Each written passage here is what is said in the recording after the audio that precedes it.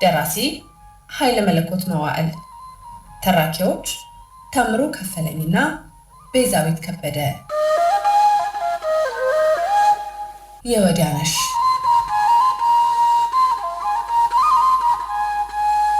ጌታነህና እህቱ የውብነሽ በቤት ውስጥ ተከተው እንደ ልብ ወጥተው እንዲጫወቱ የማይፈቀድላቸው ሲሆን በተለይ ጌታነህ ከፊት አውራሪና ከግራዝማች ልጆች ጋር ብቻ እንዲሆን ቢደረግም ጌታነህ ግን ልቡ ፍጹም ነፃነትን እንደፈለገ የአባቱን ዱላና ቁጣ ፍርሃት ደጁን እንዲፈራ ሆኖ ነው ያደገው። ጌታነህ አሁንም የወዲያነሽን እየተከታተለ ነው። ክፍል 5 ይቀጥላል።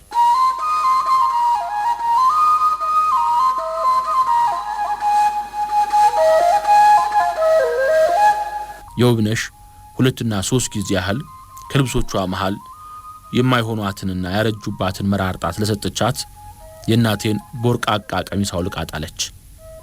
እህቴና የወዲያነሽ በቁመትና በአካለ መጠን አይተናነሱም። በእድሜም ቢሆን በጣም ተቀራራቢ ናቸው። አብረው ሲቀመጡም ሆነ አጥር ግቢ ውስጥ ከወዲያ ወዲህ ሲሉ በጣም ያምርባቸዋል። የወዲያነሽና እህቴ ሲጠራሩ አንቺ ስለሚባባሉ ጓደኝነታቸው እያደር ጠበቀ። ያንዳንድ ተራ ጉዳዮች ምስጢረኞች ሆኑ። የወዲያነሽ የተጣለላትን ልብስ ለብሳ ከየትኛውም አቅጣጫ ብቅ ስትል በውበቷና በደም ግባቷ ልብ የክፉኛ መደንገጥ ጀመረ። አንዳንድ ቀን ያንን ጥቁር ዞማ ጸጉሯን በ4 እና በ5 አቅጣጫ በቀጭኑ ሸርባ ትለቀዋለች። ያጎናጎኑን ዘዴ በመውደድ አይን መከታተል ልብ ያላልኩት ተግባር ሆነ። ደረጃ ስትወጣ የሚሆን ስትወርድ የአካላቷ ንቅናቄና አካሄድ ጸጉሯን ከወዲያ ወዲህ ሲለው የነፋስ ሾሾታ እንደሚያንቀሳቅሰው እንደ ለምለም የወይን ሐረግ ቀንበጥ ደስ ይላል። አልጋዬን ለማንጠፍ መኝታ ቤት በገባች ቁጥር የተዝረከረኩና የተበታተኑ መጽሐፍትና ወረቀቶች ሰብስባ ስለምታስቀምጥልኝ የግል ስራተኛ ትመስል ነበር። ወይዘሮ የውብዳር ወደ ቤት በመጡ ቁጥር ስለ እርሷ ጠባይና ሁኔታ እንዲሁም ታማኝነት ሳይጠይቁና ሳይሉ አይሄዱ።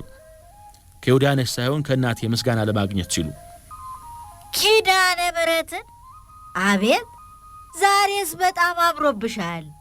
እኔ እኮ ብዬሻለሁ። አየሽው አይደል ትልቅ ሰው ቤት መግባት እንዲህ ያሳምራል። ወደፊትም ጸባይሽን አሳምረሽ እንዲሁ ከዘለግሽ እሜቴም ሆኑ ጌቶች ጥለው አይጥሉሽም እያሉ ይሸነግሏታል። እሁድ ዕለት ማታ ከራት በኋላ እንግዳ መቀበያ ክፍል ውስጥ ተቀምጬ መጽሐፍ ሳነብ እናቴ ከወደ መኝታ ቤት ወጣ እንካ እስኪ ጌታነህ እስኪ ዛሬ እዚችን የወዲያነሽ የ4 ወር ደሞዜን ተቀብያለሁ አስብለ አስፈርመና ስጣት። ያለፈውን የ4 ወር ደሞዛን ግን እርሶ ጋር የሆነልኝ ብላ እኔው ጋር አስቀምጬላታለሁ ብላ 20 ብር ሰጥታት ሄደች። ምንጊዜም ከኔ ዘንድ የሚቀመጠውን የደረሰኙን ደብተር ለማምጣት ወደ መኝታ ቤት የገባሁ፣ ነገር ግን እንደገና ለመመለስ ስላልፈለጉ እዚያው ተቀምጬ ቀረሁ። የድካሟን ዋጋ ተጠራቅሞ በማግኘት እንደ ከዚያ ቀደሞቹ ሰራተኞች ይሄንን ሰብረሻል፣ ይሄንን አጥፍተሻል ተብላ ከደሞዟ ላይ ባለመቆረጡ በልቤ ዙሪያ ልዩ ደስታ ተግፈለፈለ። የውብነሽ ለነገ ተሰርቶ የሚቀርብ የሂሳብና የድርሰት ሥራ አለብኝ ብላ መኝታ ቤቷን ዘግታ ሥራ ከጀመረች ቆይታለች።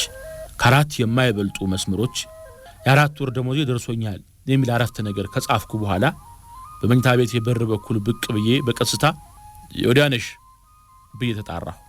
አረንጓዴ ሻሿን በአንገቷ ዙሪያ በልሉ ሸብ አድርጋና ጸጉሯን እንደ ለምድ ትልታይ በአንገቷና በጆሮ ግንዱ አኳያ አንጀርግጋ በመጠኑ ወደ ውስጥ ዘልቃ ቆመች። ገባበይ ብዬ ስላዘዝኳት በሁለት አጫጭር እርምጃዎች ወደፊት ተጠጋች።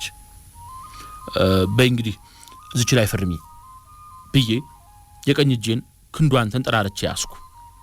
የአካላቷ ትኩሳት በጣቶቼና በመዳፌ በኩል ተላልፎ ወደ መላ ሰውነቴ በልዩ ስሜታዊ ፍጥነት ተሰራጨ።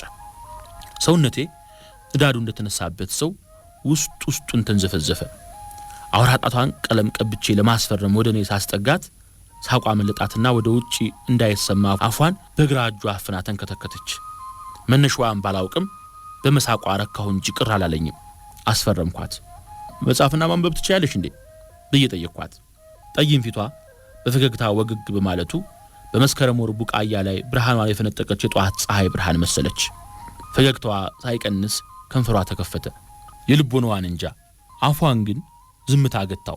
ትንሽ ዘግየት ብላ ግን ብቻ ብላ ዝም አለች። ብቻ በማለት የገታቸው ሐሳቧ ግን አንጎሌ ውስጥ አዲስ የሐሳብ ቦይ ቀደደ። ከመቼውም ጊዜ ይበልጥ የወዲያነሽን አስተካክዬ ለማየት ምቹ ስፍራና ጊዜ በማግኘቴ በጣም ደስ አለኝ። ምንም እንኳን በዛች ሰዓትና አካባቢ ሰው አለመኖሩን አሳምሬ ባውቅም በፍርሃትና በጥርጣሬ ዙሪያውን ቃኘሁት። የውስጣዊ ስሜት እሳተ ገሞራን አጠኝ። አድፍጣ አይጥ ስትጠባበቅ እንደቆየች ድመት ስልዬ አንገቷ ላይ ተጠመጠምኩ። ከጥቂት ደቂቃዎች በኋላ ግን ከእንቅልፍ እንደ ባነነ ሰው ወደ ትክክለኛው የስሜቴ እውን ዓለም ስመለስ ግን አልጋዬ ላይ በግንባሬ ተደፍቼ ነበር። ማንም አጠገቤ አልነበረም። የወዲያነሽ እንዴት እንደሄደችና እንዴት እንደለቀቋት አልታወቀኝም። አልጋው ጫፍ ላይ የነበረው ደሞዟ ተበትኖ አገኘሁት። ገንዘቡን እንደገና ቆጥሬ ኮት ኪሴ ውስጥ ከተትኩት። ቀደም ሲል በፈጸምኩት ነገር ውስጣዊ ሀፍረት ተሰማኝ። መጠኑን የሳተ አካላዊ የስሜት ንዳድ እንጂ አንዳችም እርካታ ሳላገኝ ቀረሁ። ልብሴን በማውላልቅበት ጊዜ አቋቋሟና አነጋገሯ፣ የአይኖቿ ማራኪ ውበትና የአንገቷ አሰባበር እፊቴ ላይ መጥቶ ተደቀነ። በየዕለቱ ስለ እርሷ ማውጣትና ማውረድ፣ መጨነቅና ማሰላሰል ጀመርኩ። አዲስ የህይወት መስተዋት ከፊት ለፊት ታየኝ። ጋደም እንዳለሁ እኔና እሷ እኮ እኩል ነን። የሰው ልጅነት ሚዛን ተፈጥሯችንና ክብራችን አይላላቅ። ከእንግዲህ ወዲህ እሷን እንደ በታቼና እንደ ተዋራጅ መቁጠር የለብኝም እያልኩ ልዩ ልዩ ምኞትንና በዓላማ ላይ የተመሰረቱ ተስፋዎች አንጎሌ ውስጥ ሸቅሽቄ ጥቂት ሰዓታት አሳለፍኩ። በማግስቱ 7 ሰዓት ተኩል ገደማ ላይ ለምሳ ወደ ቤት ስገባ ልብስ ስታጥብ ደረስኩ። መክረሚያዋን ቀና ብላ እንኳን አይታኝ አታውቅም ነበር። እኔም እንደ ዘበት ነበር አልፊያት የምገባው። በእጇ ላይ የነበረውን የሳሙና አረፋ እየፈነጠቀች ሀፍረት በሚያሳድዳት ፈገግታ አይታኝ ስራዋን ቀጠለች። ምላሴ የተቋጠረች ወይንም ከላንቄ ጋር የተላከከች ይመስል እንደምን ዋልሽ ማለት እንኳን ተስኖኝ ዝም ብዬ አገባሁ። በቤት ውስጥ አባቴና ሸምገልገል ያሉ 3 አዛውንቶች ብዙ ወረቀቶች ዘርግተው ሲከራከሩና ሲጨቃጨቁ ደረስኩ። ጎንበስ ብዬ እጅ ነሳሁ። በትዕዛዝ የተነገሩ ይመስል ሁሉም በአንድ ጊዜ ቀና ብለው አዩኝ። ከእንግዶቹ አንዱ ብቻ እንደምን ውለሃል ሲለኝ ሰማሁ። ነገር እንደሚጎነጉኑና ጣለው ጠፍረው እንደሚሉ ስለገባኝ አንጎሌን ሀክ እንትፍ ብሏቸው በቀጥታ ወደ መኝታ ቤት ገብቼ በሩን ጎሰም አደረኩት። የወዲያነሽ የእጁ ሀምጥታ አስታጠበችኝ። ወጣ እንዳለች አካሌ ልዩ ውስጣዊ እንቅስቃሴ ጀመረ። የልቤ አመታት ፍጥነት ተለወጠ። አንዳች የሚያንዘረዝር ነገር የተነሳብኝ መስል እያቁነጠነጠ የሚያቅበጠብጥ ነገር ወረረኝ። ያመጣችልኝን እንጀራ ጠባባ ጠረጴዛ ላይ አስቀምጣልኝ ወጣች። ከግር ጥፍሯ እስከ ራስ ጸጉሯ አየኋት። በጥቂት ወራት ውስጥ ሰውነቷ እንዲህ በመለወጡ በጣም ተደነቅሁ። ደለል እንደተኛበት ወይ ጉሮሬ እህል አላወርዳለ። ጎንበስ ብላ ማዕዱን በምታነሳበት ጊዜ የውበት ቡቃያ አልኳት። ብልሆሳስ ነበር። እጄን አስታጥባይ ከወጣች በኋላ ልብሴን ቀያይሬ አለባበሴን በመስተዋት ተመለከትኩ። መኝታ ቤቴ ውስጥ የተንጠለጠለችው መስተዋት ቁመቷ 1 ክንድ ተኩል፣ ወርዷ 1 ክንድ ይሆናል። አሁንም ወረቀታቸውን ዘርግተው የሚወያዩ ሰዎች በኩል አልፌ ወደ ውጭ ወጣሁ። ወዲያም ወዲህ ሳልል የወዲያነሽ ልብስ ወደምታጥብበት ቦታ ሄድኩ። ያ ከልጅነቴ ጀምሮ የቦረኩበት ኩኩልና ኳስ የተጫወትኩበት ግቢ በጣም አስደሰተኝ። የምታጥበውን ልብስ እያየሁ እማማና የውብነሽ ወዴት ሄዱ ብዬ ጠየቅኳት። የእነርሱን መኖር አለመኖር የሚያስጠይቅ ምንም ምክንያት አልነበረኝም። የመጠየቄን ምክንያት አንጠርጥሬ ባውቅም ወደ የወዲያነሽ እያዳፋ የወሰደኝ በውስጥ የተቀጣጠለ የወጣትነት ነዲድ ስለመሆኑ ገና እሷን ማነጋገር ስጀምር ገባኝ። ምንም እንኳን ባለፉት ወራት በልዩ ልዩ ጊዜ ዘና ብላ ስታወራ በሰማትም አሁን ግን ልዩ ደስታ የሚሰጥ ነገር መስሎ ታየኝ። አንቺም በዛው ወደ ትምህርት ትሄጃለሽ፣ ነይ አብረን እንሂድ ብለው አሁን አንቱ ልትመጡ አቅራቢያ ወጣሉ ብላ በሚገመጥ ፈገግታና ሕይወት በሚያረሰርስ ሁናቴ እጇ አረፋ ውስጥ እንደተነከረ መለሰችልኝ። ምላሴ ተሳስራ እምቢ ባትለኝ ኖሮ በኃያሌው ለማውራት አስቤ ነበር። ሆኖም በአፍረት ከተለጎመ አንደበት ጋር የሚደረግ ጊዜያዊ ግብግብ ከባድ በመሆኑ ዝምታ ያይሎ ጸጥ አሰኘኝ። ደሞዟ ከኔ ጋር ውሎ በማደሩ ከክሴ አውጥቼ እንቺ አልኳት። ትኩር ብላ አይታ ተቀበለችኝ።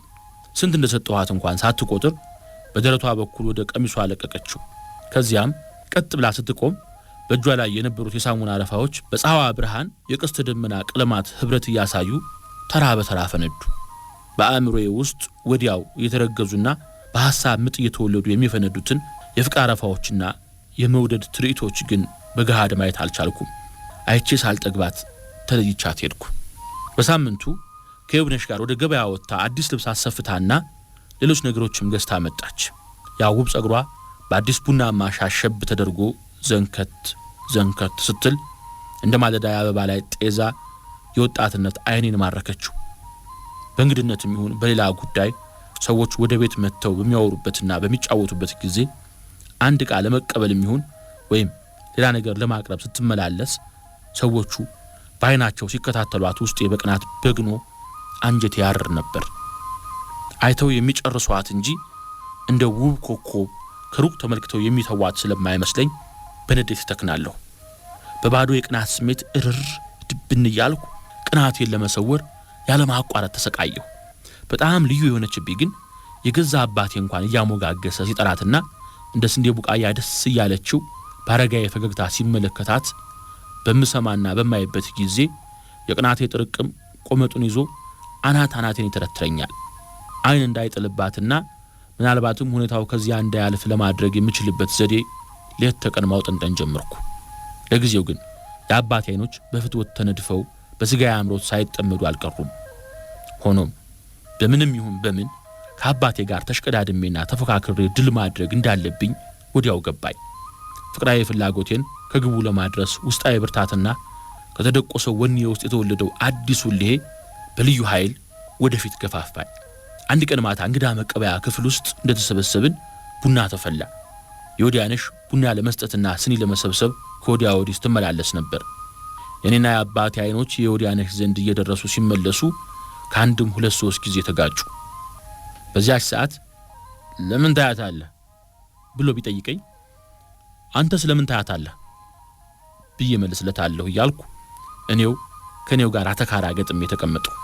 በውስጥ ያልኩትን መናገር እንደማልችል ግን አሳምሬ ያውቃለሁ። ቡናው ከተከተመ በኋላ ሄጄ እስኪ ከናስካለ ጋር ሆነሽ ያንን ጋነጣኑት ብላ እናቴ ስላዘዘቻት የወዲያነሽ ወደ ምድር ቤት ወረደች። የወዲያነሽን ከዚያ ግድም ሄድ ያወቀው አባቴ ታምቆ የከረመው ስውር ፍላጎቱን ድንገት በመገንፈሉ ውበቷን ገልጾ ለመናገር ተገደደ። ፊቱን በመጠነኛ ፈገግታ አፍክቶ ወደ እናቴ ዞር ካለ በኋላ አንቺ ተካበች አለ። እንደገና ደሞ የምን ትለኝ ሆን ሀፍረት ፈገግታ በፊቱ ላይ የተነበበ ይህች ልጅ እንዴት አማረባት! ዘቢብ መሰለች አይደል እንዴ? እንዲህ ሎሚ የመሰለች ናትና ብሎ ንግግሩን ለመቀጠል አፉን እንደከፈተ ያቺ ውስጡን በጥርጣሬ የተንሰዋለለችው እናቴ ቁጣዋን አዘጋይታ አይቆየች መስል ያ በየሰው ቤት የምሰማውና ሆዴን ሲበላ የኖረው ቅሌት ይባስ ተብሎ እዚሁ ቤት የመጣ አዛውንት ነኝ ልከበር ማለት የለም። ቀሚስ ካጠለቀች መቀነት ካዞረች እገባችበት መግባት ነው ብላ ንዴት ስላዳፋት አይኖቿ ተጎለጎሉ። የአባቴ ተራ ድንጋጤና የእናቴ ያልታሰበ ተራ ድንፋታ ልቤን በደስታ አክናፋ በረራት። የአባቴ ድብቅ ፍላጎት ሳያስበው በመጋለጡ በቀድሞ ትምክተኛ አንደበቱ ደፍሮ መናገር ተሳነው። ክው ብሎ ዝም አለ። የሁለቱ ፋይዳ ቢስ ጠብና ስሜት ለስሜት መሳለል በጣም ቢያስደስተኝም ምናልባት እናቴ በዚሁ በሰማችው ብቻ ቅናቷ እያደር ይጎለምስና የወዲያነሽን ታባረራት ይሆን በማለት መጪውን ጊዜ በስስታየን ተመለከትኩት። የጨዋነቱ ክብር የተገፈፈበት የመሰለው አባቴ ያ አይበገሬ መሳይ ወኔው ላመልታል በርግጎ ከቆየ በኋላ ለመከላከል ያህል አማረባት አልሁ እንጂ ምን ሳደርጋየሽኝ እኔ የሄራድ ከማንም ብራሪ ውዳቂ ጋር የምልከሰከስ ነኝ እንዴ? ከጠረጠርሽኝ አሁኑኑ መንጥቂያት ብሎ በንዴት ወደ መኝታ ቤቱ ገባ። የእናቴ ፊት በቁጣ ተከስክሶ አይኖቿ በሽሙጥ ሸኙት። ውጤቱ መጥፎ አይሁን እንጂ እሳትና ጭድ ያድርጋችሁ ማለት ያልቀረም። ከአባቴ ይበልጥ ያናደደኝና ውስጡን ያበሳጨኝ ግን የቤታችን ዘበኛ ነበር። በእርሱ የተነሳ ልቤ በቅናት እሳት ተለብልባ ተሰቃይታለች። በመልኩ በሰውነቱ አገነባብና ለግላጋነት ከምኑም አልደርስም። ፈገግታውና የባቄላ አበባ የመሰሉ ጥርሶቹ ይማርካሉ። በምድረ ግቢ ውስጥ ከወዲያ ወዲህ ሲል ከዮዲያነሽ ጋር የተገናኙ እንደሆነ ተሳስቀውና ተጠቃቅሰው ይተላለፋሉ። ከነዚያ ልበሳቸው በየከሰጠው ሸሚዞችና ሱሪዎች መካከል የለበሰለትማ ማለፊያ ሙሽራ ስለሚመስል ለባብሶ ባጠገቧ ሲያልፍ አይኖቼ በቅናት ደም ይለብሳሉ። አውልቅ ብዬ የመነጥቅበትና ሰበቡ የማይደረስበት ስውር ደባ በማጣቴ ሐሳቤ እንደ ጨው ማሙቶ ቀረ። ለስራው ደፋ ቀና ሲል ልብሶቹን ሰርቄ ሽንት ቤት ውስጥ ለመክተት ያሰብኩበትም ጊዜ ነበር። አንድ ቀን ማታ እርሱና የወዲያነሽ ተከታትለው ወደ ማድ ቤት ሲገቡ በማየቴ ጨለማ ለብሼ ከአንድ ትይዩ ቦታ ላይ ከሩቅ አደፈጡ። ከአንድ ጉድጓዳ ሳህን ውስጥ ፍትፍት ብጤ ሳይሆን አይቀርም ቶሎ ቶሎ እያወጡ ግራ ቀኝ ቆመው መብላት ጀመሩ። አንድ ሁለት ጊዜ ያህል ለራሷ ትጎርስና ለእርሱም ያንኑ ያህል ታጎርሰዋለች። ያፉን ውስጥ አላምጦ ሳይውጥ ሌላውን ከከንፈሩ ጫፍ ትደቅንለታለች። ፍትፍት መሆኑ በግምት የሚያስታውቀው ከጉርሻዋ በኋላ ጣቶቿን በማራገፏ ነበር። ከቅናትና ከጥላቻ ብዛት የተነሳ ቁርጠት የቀሰፈኝ ምስል ሰውነቴ ብው ብሎ አንጀቴ በንዴት ተቋጨ። ነውጣ ብዬ እርሱን ከርሷ ነጥዬ የማስወጣበት ምክንያት እንደ ሰማይ ኮከብ ራቀኝ። ነገር ግን ወዲያው አንድ ቀላል ነገር ትዝ አለኝ። ቀስ ብዬ ያሰላሁ ድንጋይ ከለቀምኩ በኋላ ትልቁን አጥር በር በድንጋይ ጠመድኩት። 4 ጊዜ ያህል እንደመታው ጅብ እንዳየች ቦችላ ሳህኑን ለቆላት ተፈተለከ። የወዲያነሽን በመጠኑ ለማስደንገጥ ያህል አንዲት ትንሽ ድንጋይ ወደ ማድ ቤቱ በር አነጣጥሬ ወረወርኩ። በቀጭን የድንጋጤ ድምፅ ውይ ብላ ወደ ውስጥ ሮጠች። የሁለቱም ትኩስ ድንጋጤ ሳይበርድ ልክ ከቤት እንደወጣ ሰው ተመስዬ ከተደበኩበት ቦታ መለስ ሳልኩና ማን ነው የማን ባለጌ ነው በጨለማ በር የሚደበድበው ብዬ ጮኩ። ማንም አልመለሰልኝም። ዘበኛው የወረወረውን ሰው ለማወቅ በሩን ከፍቶ ወጣ። በቅናት መነሾ የፈጸምኩት የተንኮል ድርጊት ራሴን ያሳፈረኝ አፌን አፍኜ ሳቀው። ነገር ግን ወደ ውጪ በመሄድ ፈንታ ወደ ቤት ገባሁ። ሩብ ሰዓት በማይሞላ ጊዜ ውስጥ የወዲያነሽ ዕቃ ቤት ውስጥ ትንጎዳጎዳ አገኘኋት። ጣቴን በቁጣ እየነቀነቅሁ ከዚያ ከመድረሻ ቤት ሴታውል ዘበኛ ጋር ያደረግሽውንና የምትሰሪውን ያላወቅኩ እንዳይመስልሽ። የመጣው ይመጣል እንጂ የማደርገውን አውቃለሁ። እኔ ጌታነህ ትርክርክሽን ነው የማወጣው ብዬ አፍጥጬባት ወጣሁ። በስውርና በግልጽ መቆጣጠሬን ቀጠልኩ። የወዲያነሽ ከኔ ጋር ምንም አይነት ፍቅራዊ ስሜት ዝንባሌ አልነበራትም። ስለሆነም ስለ ግንኙነታችን የምታደርገው አንዳች ጥረት አልነበረም። ይህ ሊሆን የቻለው ሊያታልለኝና የምመልስለትን ለማወቅ ፈልጎ ነው ብላ እንደሆነ እያደር ተገለጸልኝ። ከዘበኛው ጋር ስትዳሪና ስትላፊ አይችሻለሁ ብዬ ከገሰጽኳትና ከተንደራራሁባት ወዲህ ግን ወይ በፍርሃት አለበለዚያም በውስጧ ተሰውሮ በነበረ ውዴታ ምክንያት እርሱን ችላ ብላ ወደኔ መለሳለች። ሆኖም በቀድሞ አንገተ ሰባራነቷ ላይ በፍርሃትና በበታችነት ስሜት በመጠመዷ የዝቅተኝነት ጭንቀት አጠቃት። የወዲያነሽ ክፍል 5 ነበር የተደመጠው። 6ኛውን ክፍል በመደበኛ የምትረካ ሰዓታችን ይዘን እንቀርባለን። የወዲያነሽ ደራሲ ኃይለ መለኮት መዋዕል፣ ተራኪዎች ታምሩ ከፈለኝና ቤዛዊት ከበደ። የወዲያነሽ